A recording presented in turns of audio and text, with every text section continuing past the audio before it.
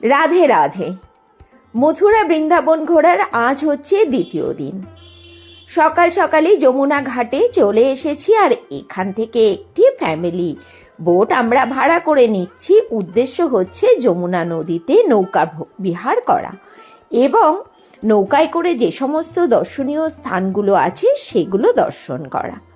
নৌকা ভাড়া চেয়েছিল ৩,৫০০ টাকা আমাদের 4 জনের জন্য। বারগ্রেডিং করে আমি 1000 টাকাতে ঠিক করেছিলাম। নৌকা ভ্রমণের করতে করতে দর্শনীয় যে স্থানগুলো রয়েছে সেগুলো দেখে নিচ্ছিলাম। এটা হচ্ছে কংসের কেলা বা কংসের কারাগারও বলতে পারো।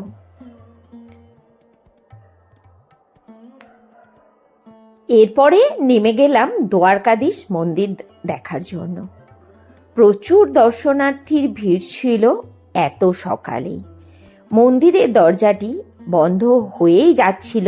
ঠাকুরের অসীম কৃপা যে আমি ঠাকুরের দর্শন পেয়েছিলাম। এবার দেখতে পাচ্ছ কীর্তি মন্দির। বার্সানায় অবস্থিত রাধারানীর মা কীর্তি মাইয়াকে উৎসর্গ করা একটি হিন্দু মন্দির। কথিত আছে মায়ের কোলে উপবিষ্ট রাধারানীকে তার শৈশব রূপে ধারণ করার জন্য এটি উল্লেখযোগ্য। এবার চলে এসেছি রাধারানী মন্দির, যাকে শ্রীজি মন্দির বা শ্রী লাডলি লাল মন্দিরও বলা হয়। একটি হিন্দু মন্দির, ভারতের উত্তরপ্রদেশের মথুরা জেলার বারসানায় অবস্থিত। মন্দিরটি দেবী রাধাকে উৎসর্গ করা হয়েছে। বারসানা তার জন্মস্থান বলে মনে করা হয়। মন্দিরের প্রধান দেবতাদের বলা হয় শ্রী লাডলি লাল। 250টি সিঁড়ি অতি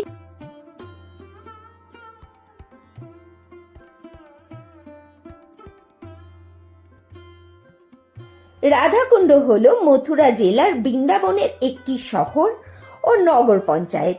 এটি মথুরার জনপ্রিয় পর্যটক স্থানের একটি।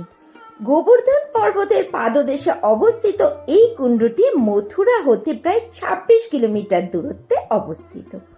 বর্তমানে এর অবস্থান গোবর্ধন তহসিলার আড়িতা গ্রামে।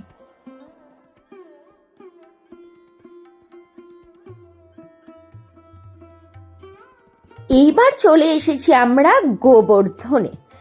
আর এখানে আমরাও গোবর্ধন পর্বত পরিক্রমা করেছিলাম। সেটা হচ্ছে টোটোতে। টোটো ভাড়া 1000 টাকা চেয়েছিল, 800 টাকা দিয়ে আমরা গোবর্ধন পর্বত পরিক্রমা করেছিলাম। এবার চলে এসেছি বৃন্দাবনে আর দর্শন করছি নিধিবন। নতুন করে নিধিবন সম্বন্ধে আর কিছুই বলার নেই। আমরা প্রত্যেকেই জানি শ্রীকৃষ্ণ প্রতিদিনই সন্ধ্যের পরে রাত্রিবেলাতে তার গোপিনীদের নিয়ে নিধিবনে লীলা করেন। এখান থেকে একজন পণ্ডিতজি ছিলেন, যিনি আমাদেরকে ঘুরতে সাহায্য করেছিলেন এবং তার পারিশ্রমিক হিসেবে 250 টাকা নিয়েছিলেন। এবার চলে এসেছি শ্রীকৃষ্ণ বলরাম মন্দির বা ইস্কন মন্দির দর্শন করার জন্য। তারপরে দেখছি প্রেম মন্দির।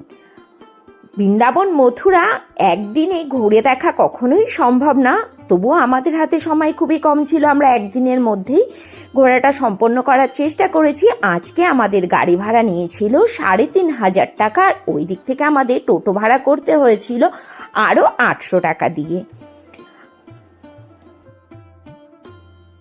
আমরা আরও অনেক মন্দির দর্শন করেছিলাম। তার মধ্যে উল্লেখযোগ্য ছিল শ্রীকৃষ্ণের জন্মভূমি, শ্রী রাধারামন মন্দির, শ্রী রাধা দামোদর মন্দির, গোবিন্দ দেবজি মন্দির ছিল, বিশ্রামঘাট, কুসুম সরোবর। এত তো আর ভিডিও করা সম্ভব হয়নি। ওখানে টাইট সিকিউরিটির সাথে সাথে আরও টাইট সিকিউরিটি হিসেবে ছিল বাদর, যারা হাতের থেকে মোবাইল এবং চোখের থেকে চশমা যখন তখন খুলে নিচ্ছিল। আর তাদের শর্ত হচ্ছে তাদেরকে ফ্রুটি না দিলে তারা সেগুলো ফেরত দেবে না। এই জন্য আমি বেশি রিস্ক আর নিতে পারিনি, বেশিও ভিডিও ক্লিপ আমি করতে পারিনি। আর সব থেকে বড় কথা, আমি আমার মাথায় আর মনের মধ্যে এই মেমোরিগুলোকে গেঁথে গেঁথে রাখতে চেয়েছিলাম, যার জন্য বেশি ভিডিও আমি আর করতে পারিনি। চলে এলাম হোটেলে আর রাতে ডিনারটা সেরে নিচ্ছি। আর এখানে যে কদিন ছিলাম প্রতিদিনই আমরা ভেজ খাবারই খেয়েছি। তীর্থ করতে এসেছি, ভেজ খাবার তো খেতেই হবে। আজকের মতো যাই। রাধে রাধে।